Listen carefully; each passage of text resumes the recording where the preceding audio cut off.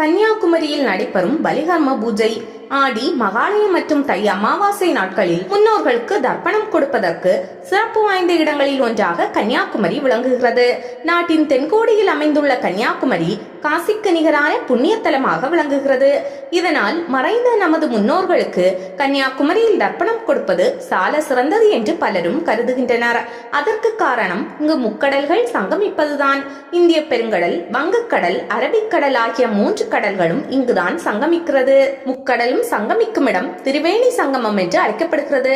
இங்கு மற்ற அமாவாசை நாட்களை விட தை, ஆடி மற்றும் புரட்டாசி அமாவாசையின் போது ஆயிரக்கணக்கானோர் வருவார்கள். இவர்கள் முக்கடல்கள் சங்கமிக்கும் திரிவேணி சங்கமத்தில் புனித நீராடி முன்னோர்களுக்கு தர்ப்பணம் கொடுப்பார்கள்.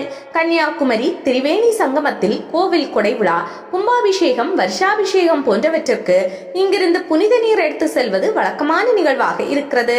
அத்தகைய புனிதம் நிறைந்த கன்னியாகுமரியில் தை அமாவாசை, ஆடி அமாவாசை நாட்களில் தமிழகத்தின் பல்வேறு மாவட்டங்கள் மட்டுமின்றி கேரளா உள்ளிட்ட பல்வேறு மாநிலங்களில் இருந்தும் ஆயிரக்கணக்கானவர்கள் வருவார்கள். இதற்காக அவர்கள் முந்தைய நாளிலேயே கன்னியாகுமரிக்கு வந்து விடுவார்கள். பின்பு தை அமாவாசை தினத்தில் அதிகாலை முதலே கடலில் புனித நீராடி முன்னோர்களுக்கு தர்ப்பணம் கொடுத்து வழிபடுவார்கள். மேலும் பலிகர்ம பூஜை நடத்துவார்கள்.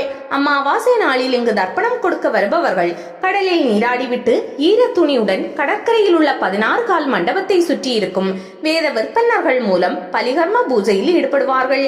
வாழை இலையில் பச்சரிசி, எள், உதிரி பூக்கள், தர்ப்பப்புல் மற்றும் மாவு பிண்டம் கொடுத்து தர்ப்பணம் கொடுப்பார்கள்.